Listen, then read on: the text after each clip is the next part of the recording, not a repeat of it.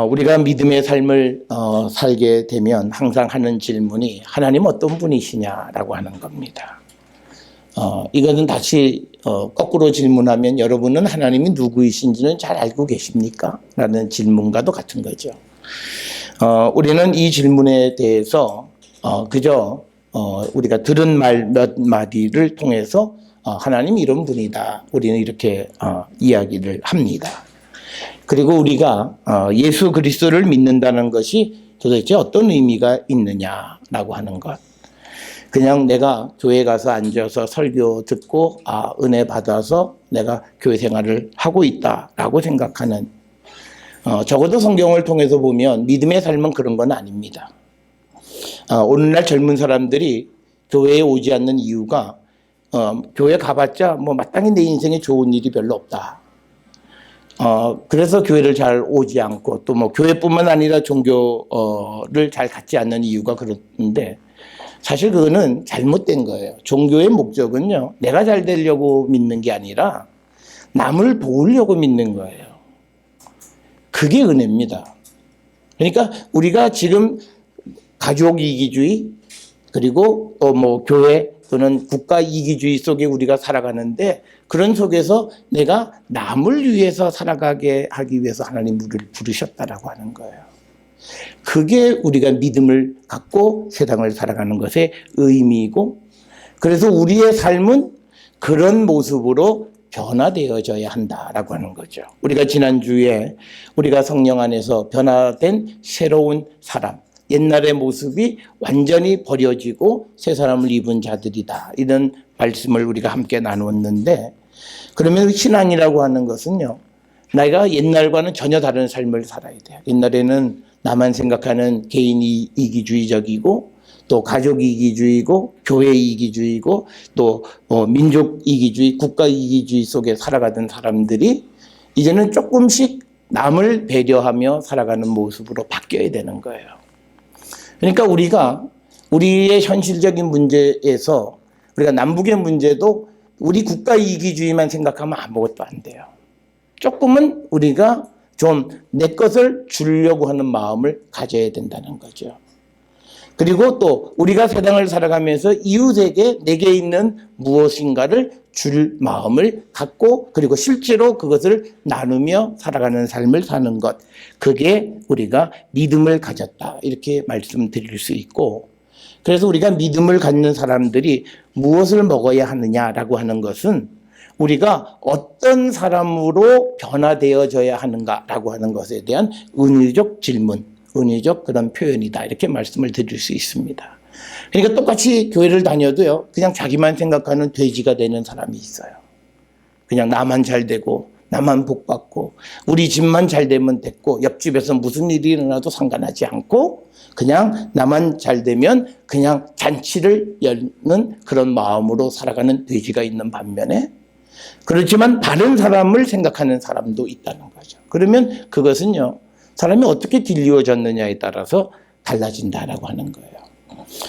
요즘 우리가 인터넷 시대 때에 이 여러 연구들이 많이 보편화되어지고 우리가 쉽게 접할 수 있어서 보면 사람이 무엇을 먹느냐에 따라서 그 사람의 삶을 결정해요.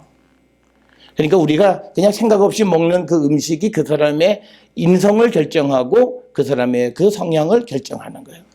그래서 우리가 단 음식을 좋아하는 사람은 성격이 밝지만 모음심을 아주 지극히 싫어해요. 그리고 또 신 음식을 좋아하는 사람은 사업 의지는 강하지만 성격이 좀 괴팍스러워요. 그리고 또 매운 음식을 좋아하는 사람은 아이디어는 많지만 좀 까다로워요.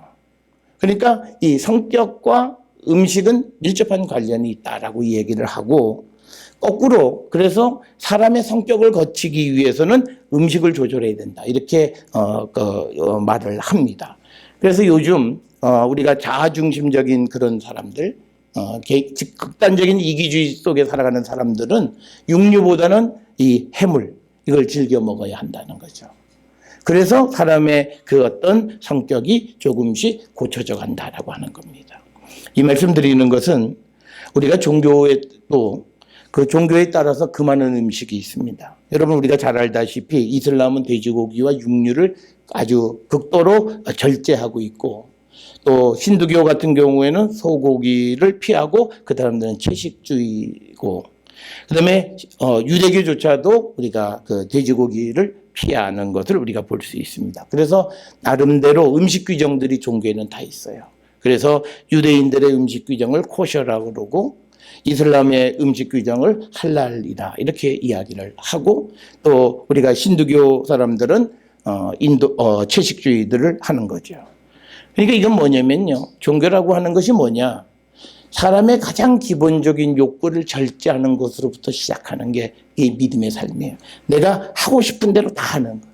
그러니까 오늘 우리가 살고 있는 우리 시대의 우리나라 사람들의 특징을 보면요. 하고 싶은 거 다 해요. 절제하지 않아요. 내가 할 수만 있으면 경우에 따라서는 내가 할 수 없는 상황에서도 남이 하는 거 보고 해야만 직성이 풀려요. 그러니까 우리는 종교를 가지고 예수를 믿어도 조금은 좀 이상한 거예요. 자기를 절제할 줄 몰라요. 그래서 우리가 외국에 나가봐도요. 뭐 24시간 음식을 배달해서 먹을 수 있는 나라는 대한민국이에요. 제 경험에도 제가 처음 유학 가가지고 저녁에 8시 이렇게 도착하면 밥 먹을 데가 없어요. 그래서 누가 가르쳐줘서 비상식량으로 그 가져갔던 라면을 끓여 먹었는데 가면서 젓가락을 안 가져가서 제 지금도 나무 그 가지를 부러뜨려서 그걸로 라면을 먹은 기억이 있습니다. 그러니까 뭐냐면 사람들의 종교 생활이라고 하는 것은 기본적으로 자기 절제로부터 시작하는 거예요. 그런데 우리는요, 오늘날 목회자들도 보면 요즘 복날, 뭐 개고기, 뭐 사회는 이러지 말자 그러는데 청원에 올라오고 그러는데 아직도 어느 개고기 가면 목사들이 모여 앉아가지고 게 잡아먹고 그리고 그것을 자랑하고 뭐 이런 시대를 우리가 살아가니까 이 교회가 종교가 세상으로부터 욕먹는 건 어떻게 보면 아주 지당한 거예요. 뭔가 내가 절제하는 그런 모습을 우리가 볼 수가 없다라고 하는 거예요. 그래서 우리가 예수를 믿고 그리스도인이 된다라고 하는 것은요, 우리가 어떤 사람의 모습으로 길리워지느냐라고 하는 거예요. 그런데 우리가 성경에도 보면 우리가 먹어도 되는 것과 먹어서는 안 되는 음식에 관한 규정이 있어요. 그 레위기 11장이나 신명기 14장에 보면 우리가 종교적으로 부정한 음식은 먹으면 안 되고 정결한 음식은 먹어라라고 하는 거예요. 그런데 이거를 우리가 그런 규정이 있는 것의 함의는 뭐냐면 하나님이 주신 걸 먹고 살라는 거예요. 그리고 하나님이 주시는 건요, 적당히 주세요. 우리처럼요, 개걸스럽게, 그러니까 성경에서는 개걸스럽게 먹는 게 죄악입니다. 그러니까 뭐냐면요, 우리가 육식을 하더라도 옛날에 우리가 닭뼈나 뼈 부러뜨려갖고 그 골수를 쪽쪽 빨아먹는 거는 성경에서는 위법이에요. 야, 그건 먹어도 너무하지 않냐. 무슨 골수까지 빨아먹냐. 절제하는 그런 모습이 우리에게 있어야 된다라고 하는 거예요. 그래서 우리가 출애굽을 할 때 40년 동안 하나님이 이스라엘 백성의 광야에서 만나와 메추라기를 주셨다는 말은 하나님께서 그들을 기르셨다는 거예요. 그게 꼭 40년 동안 딱 단품종 만나 메추라기 이것만 40년 동안 먹었다라고 하는 의미가 아니라 하나님이 주시는 것으로 먹고 살았다라고 하는 겁니다. 여러분 우리가 하나님에 의해서 길리워져야 되는 이유가 있어요. 여러분 우리가 부모들이 자녀를 기를 때 우유도 주고 뭐도 주는데요. 뭐 우리가 먹는 내용은 조금 다를 수 있어요. 그런데 꼭 지키는 철칙이 하나 있어요. 가난한 집이라고 해서 아이한테 야 언제 기회가 이게 마지막일 줄 모르니까 그 어린 아이한테 우유를 폭식시키는 부모는 하나도 없어요. 딱 먹을 양만 주는 거예요. 절제하는 것을 가르쳐 주는 거예요. 그러니까 뭐냐면 부모는 아이에게 아이가 더 먹으려고 해도 그만 그래서 멈추는 거예요. 그래서 우리가 하나님께로부터 길리워진다라고 하는 건 뭐냐면 욕심스럽게 살아가지 않는 거예요. 내가 멈출 때 멈출 수 있는 것을 배울 수 있는 게 종교예요. 오늘날 그래서요. 우리 사회가 갖는 가장 큰 문제가 뭔지 아십니까? 아무도 희생하지 않아요. 그러니까 문제가 뭐냐면 이게 나라가 어떤 문제가 생기면 누가 희생을 해야 되는데 아무도 희생을 왜 내가 누가 하겠지. 뭐 이런 그런 시대가 돼요. 그런데 그것을 왜 그런 문제가 생기냐면 종교를 통해서 희생을 배우고 절제를 배워야 되는데 그걸 배우지 못하는 거예요. 그래서 우리는요, 하나님이 주시는 것만 먹고 사는 민족이 아니라 먹을 수 있는 건 뭐든지 먹자. 거기다 하나 더 붙이면요, 몸에 좋다면 뭐든지 먹자.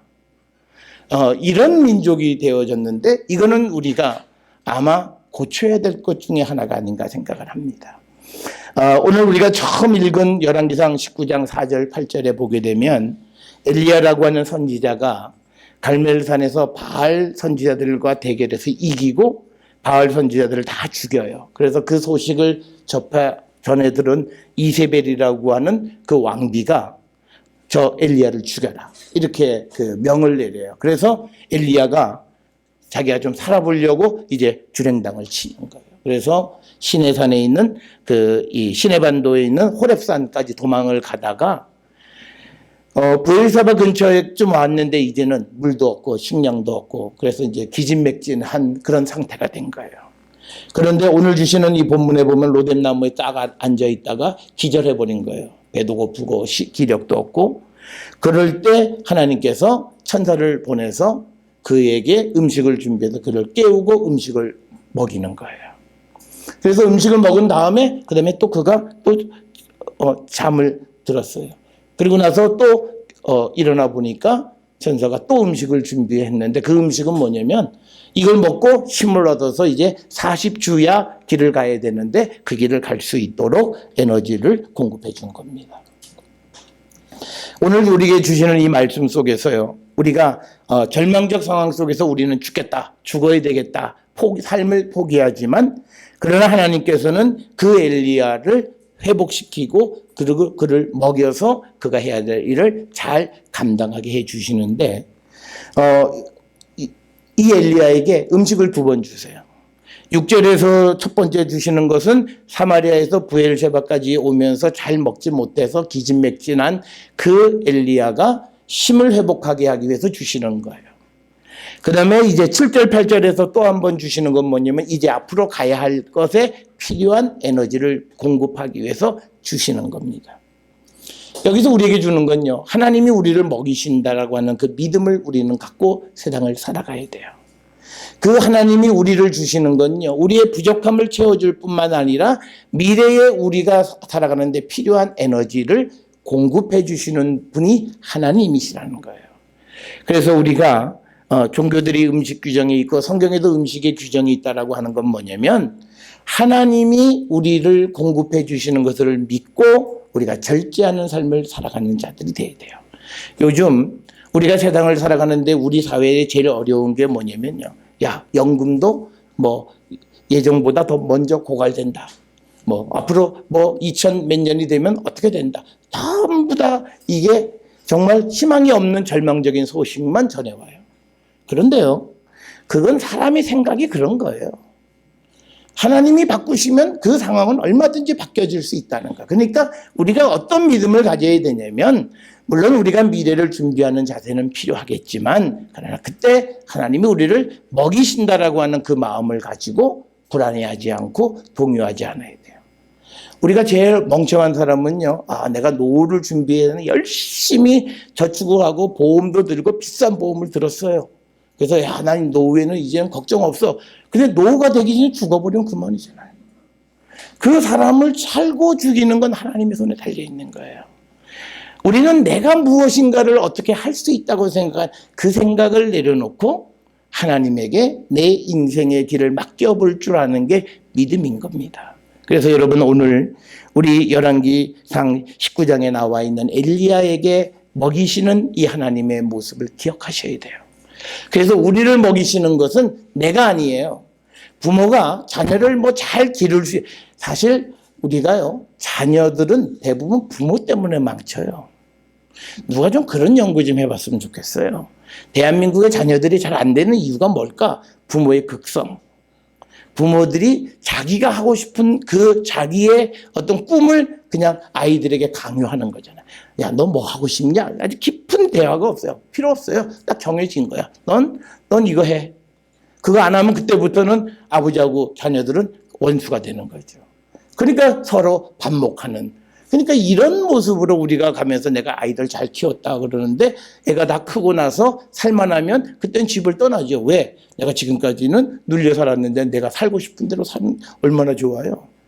그러니까 우리가 꼭 기억하셔야 되는 건 뭐냐면 우리가 너무 걱정이 많은 거야. 이렇게 하면 이게 안 되고 저렇게 하면 저게 안 되고 그러면 너무 힘들 거라고 하는 내 생각 때문에 아이들 그냥 우리가 속된 말로 달달 볶아요. 그래서 아이들이 너무너무 힘든 거예요. 뭐 힘든 게 무슨 입시 때문에 힘든 게 아니라 부모의 그 욕망을 채워주려고 하는 수단이 되니까 너무 힘든 거예요. 그게 아니라 너 하고 싶은 대로 해. 우리는 걱정해요. 앞으로 쟤네들이 어떻게 살까? 그런데요, 우리를 키우던 부모도 우리를 보고 저것들이 앞으로 어떻게 살까 걱정했어요. 그런데 지금 잘 살잖아요. 똑같은 거예요. 그 아이들의 시대에는 아이들의 시대에 맞게끔 하나님이 그들을 지키시고 보호할, 그게 하나님의 사랑이에요. 그걸 우리가 믿을 수 있을 때 우리는 세상이 뛴다고 나도 덩달아 뛰는 그런 삶을 살지 않는다. 그래서 오늘 주시는 이 본문을 통해서 우리가 깨달아야 되는 건 뭐냐면요, 우리는 하나님이 먹여주시는 대로 우리는 살아가는 사람들이다. 이 자부심을 가지셔야 돼요. 그렇게 되어야 남도 도와요.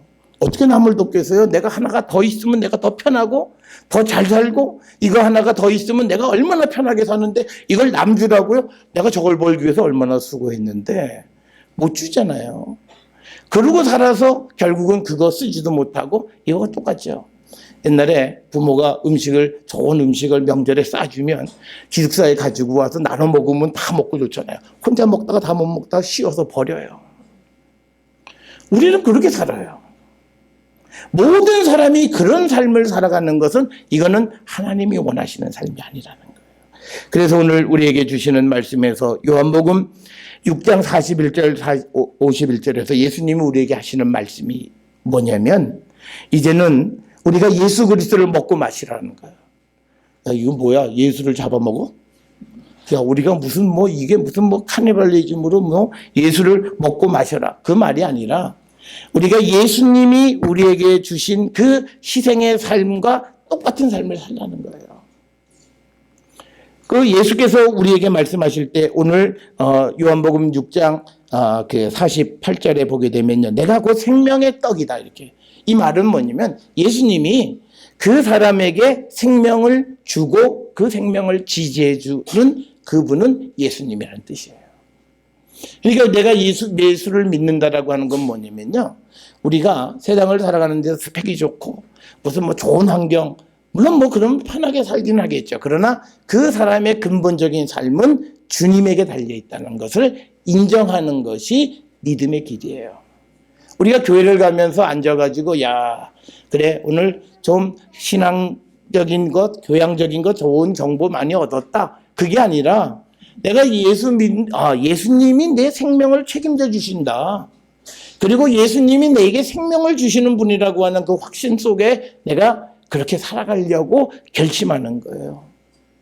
그게 우리가 믿음을 갖는다는 거예요. 그런데 오늘 우리가 41절부터 51절까지 해서 예수님은 나는 생명의 떡이다, 이렇게 말씀을 하셨고, 그리고 우리에게 51절에 보면 나는 하늘에서 내려온 살아있는 떡이니 사람이 이 떡을 먹으면 영생을, 그러니까 예수님이 떡인데 예수님을 먹으면 영생을 한다는 거예요. 실제로 초대교회 시대 때, 로마 시대죠. 로마 사람들이 그리스도인들을 박해할 때 저것들은 사람 잡아먹는다. 왜? 증거가 성경이에요. 왜냐면 여기는 내 살 먹으라, 내 피 마셔라, 저건 이상한 것들. 그래서 기독교를 박해한 거예요. 그런데 오늘 이렇게 이 말씀을 주시는 건 뭐냐면 상징적 의미로 우리에게 주신 거예요. 예수님의 십자가, 우리를 구원하시는 예수님의 십자가의 죽음, 즉 그 살과 피를 우리가 먹고 마시는 자가 되라고 하는 것은 앞에서 말씀드린 것처럼요, 그리스도의 사랑을 받은 자로서 우리가 그 사랑을 나누며 살아가라고 하는 그런 뜻이에요. 오늘 우리가 같이 읽은 에베소서 5장 1절 2절, 특히 2절에 보면 그리스도께서 너희를 사랑하신 것 같이 너희도 사랑 가운데서 행하라. 그러니까 예수 믿는 사람은요, 내가 예수님의 십자가를 믿어. 이건 뭐냐면 예수님이 나를 위해서 십자가에 달려 돌아가셨고 피 흘리셨다. 그래서 이제 나도 다른 사람들을 위해서 그런 삶을 살겠다고 결단하는 거예요. 그게 우리가 예수님의 살을 먹고 또 피를 마신 성도의 모습이라는 거예요. 그래서 우리가 예수님이 우리를 위해서 십자가에 달려 돌아가셨어요. 그러면 우리도 다른 사람을 위한 희생적 삶을 살아가는 거예요. 그런데 오늘 우리가 살고 있는 이 시대에 보면 우리가 남을 위해서 살지 않아요. 우리가 물론 가끔 뉴스에 보면 어려운 속에서도 다른 사람들의 생명을 구하기 위해서 뛰어든 의인들의 삶들이 있긴 합니다만 그러나 그게 너무 적어요. 적어도 우리 남한의 국민의 4분의 1이 기독교인이라면 이게 4명 중 한 사람에게서 그 일을 한다면 매일 그런 일들이 벌어져야 돼요. 그러니까 그 말은 뭐냐면 그건 더 이상 뉴스거리가 안 돼야 된다는 얘기예요. 그런데 그게 뉴스거리가 되어진다라고 하는 것은 우리가 그런 삶을 살지 못하는 거예요. 그래서 우리가 예수를 믿음으로 새로운 삶을 살아가고 예수님이 우리에게 주신 새로운 질서는 뭐냐면 지금까지는 내가 나를 위해서 살았어요. 그런데 이제는 예수님을 믿으면서 우리가 남을 위해서 사는 겁니다. 그래서 우리가 그리스도인이 됐고 성도가 됐다라고 하는 말의 참된 의미는 뭐냐면 이제 남을 위해서 사는 거예요. 그럼 우리는 늘 질문해요. 그럼 나는 어떡하라고? 그게 바로 나를 주님이 기르시는 거고 우리를 먹이시는 거고 우리의 부족하지 않도록 우리를 채워주신다는 거예요. 우리가 이걸 믿으면 우리가 어떤 유혹 속에 야 내가 돈이 필요한데 어떡할까? 그런데 누가 유혹을 해요. 야 뇌물을 탁 주면서 야 당신 근데 뇌물 액수가 딱 맞아요. 그럼 우리는 뭐라고 생각하냐면 야 이거 하나님이 준비해. 어떻게 나쁜 일이 하나님이 준비해 주신 거겠어요. 너무 자기중심적이잖아요. 그게 아니라 그럴 때 우리가 나는 부정한 방법은 취하지 않겠다. 이 필요는 하나님이 채워주심을 믿고 살아가는 거예요. 그 믿음이 있을 때 우리는 유혹을 이길 수 있다는 거예요. 그래서 우리가 한 사람 한 사람이 세상을 살아갈 때 바른 삶을 우리가 살아가는 그런 자들이 생겨날 때 이 세상은 훨씬 더 좋은 세상이 될 수 있다는 거죠. 그래서 예수님이 우리가 지난주에 본 말씀에서 썩을 양식을 위해서 일하지 말고 영생하도록 있는 양식을 위해서 일하라. 우리에게 말씀하셨고 그런데 그 양식 내가 곧 생명의 떡이다. 이렇게 우리에게 말씀하셨어요. 예수 그리스도가 우리에게는 생명의 떡이고 그분이 우리에게 하신 말씀이 우리에게는 생명의 떡인 거예요. 그러니까 우리가 주님의 말씀을 먹고 살아가는 자가 되어야 한다는 겁니다. 여러분 우리가 잘 아는 요한복음 6장 63절에서 내가 한 말이 영이요 생명이다. 그러니까 예수님의 말씀이 우리에겐 생명이에요. 그리고 마태복음 4장 4절에서 예수님이 시험을 당하실 때 뭐라 말씀하셨냐면 사람이 떡으로만 살 것이 아니라 하나님의 입에서 나오는 모든 말씀으로 살아야 한다고 우리에게 말씀하세요. 그렇기 때문에 이제 우리가 예수를 믿고 내가 주님 안에서 영원한 생명을 얻는 사람이 되려면 우리의 삶에 큰 변화가 이제는 자기중심적인 삶에서 남을 향한 삶으로 살아가야 돼요. 그런 삶을 우리가 살아갈 때 그것이 참으로 우리가 예수님의 살과 피를 먹고 마신 성도의 모습이에요. 주님은 우리에게 말씀하세요.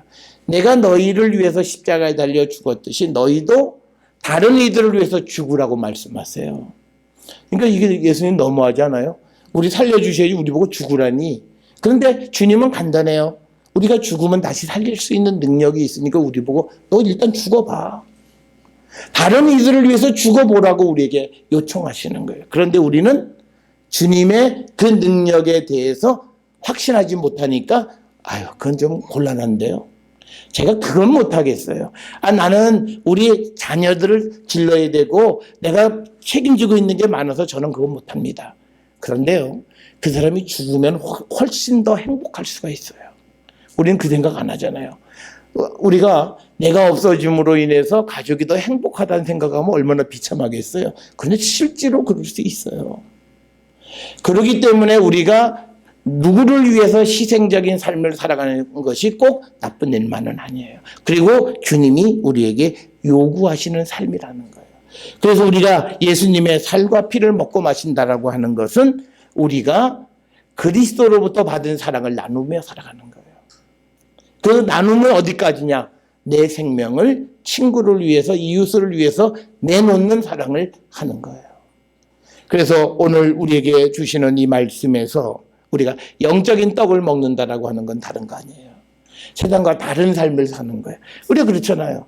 떡은 뭐 그냥 떡이지 무슨 뭐 영적인 떡이 어디냐. 그냥 뭔가 다른 걸 먹는 거예요. 그 다름이 뭐냐면 내 배와 내 몸을 위해서만 먹는 게 아니라 다른 사람을 위한 삶을 살아가는 것이 이게 예수 믿고 우리가 변해야 되는 거예요. 그래서 여러분 한번 돌아보세요. 내가 살아가는 게 다른 사람을 위해서 살고 있는가? 단 거기서 다른 사람은 내 혈연은 빼고 얘기입니다. 내가 다른 사람을 위해서 무언가를 도움을 주는 삶을 사는가? 그게 없으면 인생은 잘못 가고 있어요. 세상은 다 그렇게 가는지 몰라도 그 인생은 분명 성경을 통해서 보면 잘못 가고 있어요. 그래서 여러분, 우리가 잘못 가는 인생의 길을 주님이 원하시는 인생의 길, 다른 사람을 위한 희생적 삶을 살기로 우리는 결단하셔야 돼요. 그리고 그 삶을 살아갈 때 오히려 우리는 죽지 않고 영원한 생명을 얻을 수 있다는 것이 오늘 주시는 이 말씀이 되겠습니다. 저는 우리 모든 성도들이 그냥 기도할 때마다도 항상 나를 위해서만, 그냥 우리 집을 위해서만, 우리 아버지 일만을 위해서만 기도하는 그런 것이 아니라 우리 주변에 어렵고 힘든 이들, 그리고 고난당하는 사람들, 그리고 거기에 정의를 위해서 더 어려움을 당하는 그런 사람들, 그 사람 이름도 모르고 본 적도 없지만 그러나 거기에 깊은 관심을 가지고 그들과 우리가 동감하고 같은 인생의 길을 가려고 결단할 때 이 사회는 훨씬 좋아지고 주님이 원하시는 그런 하나님의 나라가 형성이 되어지고 그때 우리는 영원한 생명을 얻는 자가 될 수 있을 겁니다. 저는 우리 모든 성도들이 주님의 살과 주님의 피를 먹고 마심으로 나도 희생적인 삶을 살기로 결단함으로 하나님의 축복의 백성들이 될 수 있기를 주의 이름으로 축원합니다. 기도하시기